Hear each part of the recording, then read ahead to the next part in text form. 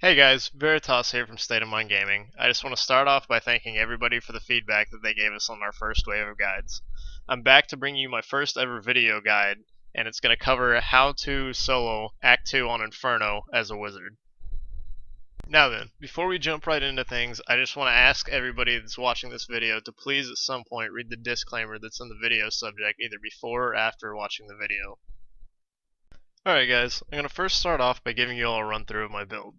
I will say that it's not your typical damage stacking build, and it's geared more towards surviving while trying to grind the mobs down instead of trying to burst them down as quickly as possible. Later in the video, you'll get to see exactly how it works and the tips and tricks that I use to make it work. I first take either Electrocute with Lightning Blast or Shock Pulse with Piercing Orb. Both seem viable, but Piercing Orb seems to work better if you have something that's stuck in a position and you can keep it there.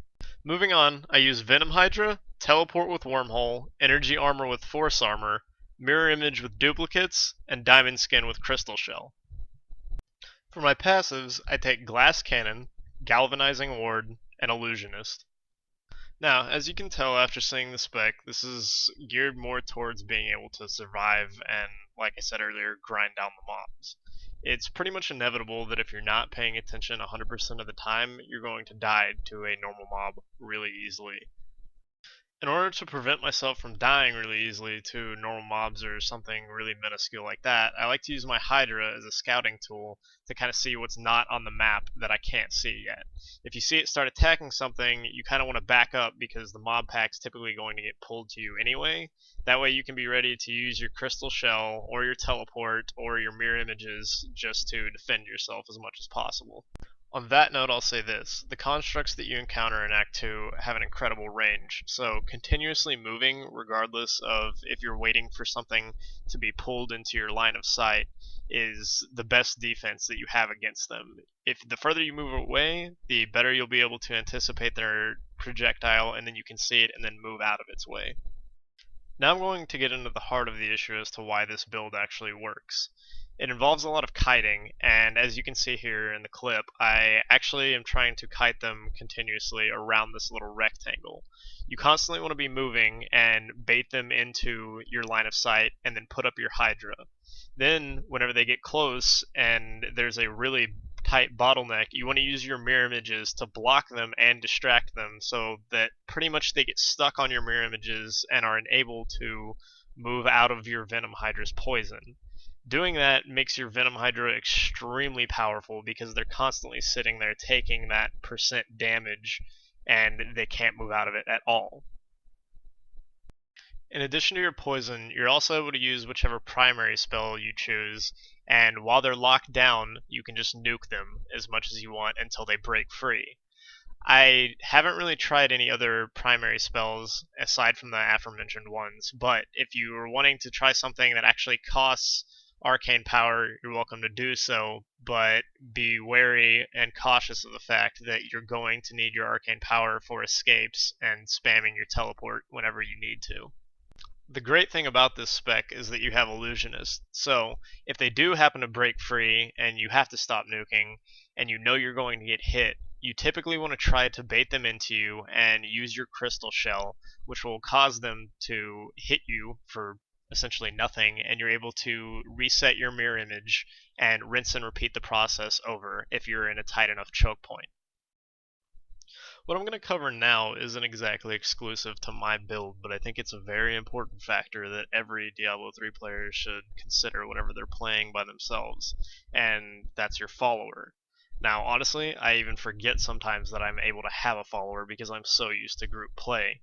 An important fact to remember about the follower, though, is that although you aren't able to adjust your build or your Nephilim Valor stacks will go away and reset, you can adjust their builds and you can swap whichever follower you want in and out. So in the following clip, you can actually see that I'm having a really tough time with this particular combination using this spec.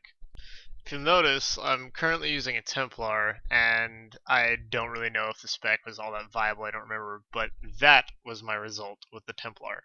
Not that great. Now, if you'll watch what I do, I actually go and I pick up my Enchantress, and I try this all again. And I think I have to alter her spec once or twice, but after doing so, I actually have this as my result. So, to reiterate, the rare pack was the exact same group type that I was having trouble with prior to it. I just changed up my follower, changed up her spec, and I was still able to beat it with my exact same build. The last few tips and tricks I have for you guys are kind of bunched into one. I just got lucky with this rare pack, and it actually has the exact set of modifiers that help me to explain a little bit more about my build and why it's so good, especially for Act 2. And the fact that this rare mob is both a jailer and frozen will really help me explain this. As a wizard with this build, whenever you encounter something that is either jailer or frozen or both, you should consider yourself really lucky when comparing to the other modifiers that you have, and I'm going to tell you why. If you get caught in a jail, or if you get caught frozen, you're actually able to use your crystal shell and your mirror images to get out of it. In addition to that, if you're jailed, you can also use your teleport to get out of it. So it's really easy to escape from these types of mobs and just continue kiting. The next tip I have for you guys is actually specific to this particular mob itself, and as you can see, they're channeling lightning. Now, they do that whenever something is in range of them. So, if they get on top of you, you're actually able to use your mirror images, forcing them to make them channel their lightning. I'm not sure if that's working as intended or not, but time will tell if that gets fixed. But they view you as being in range, so they continue to channel. Therefore, you can drop a Hydra on top of them and sit there and nuke away while your mirror images are there.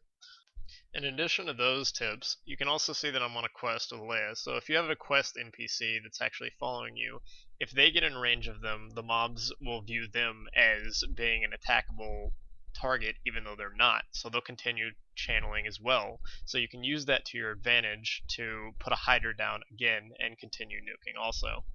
I hope that this guide was helpful and that you end up being able to get through Act 2 as easily as I did.